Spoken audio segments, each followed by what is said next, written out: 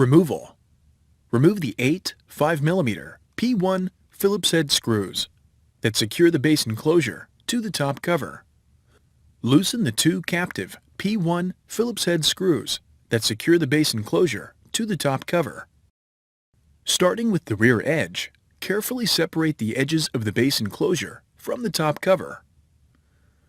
Remove the base enclosure. Replacement.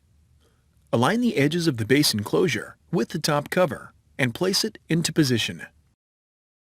Apply pressure to the edges of the base enclosure until it snaps into place.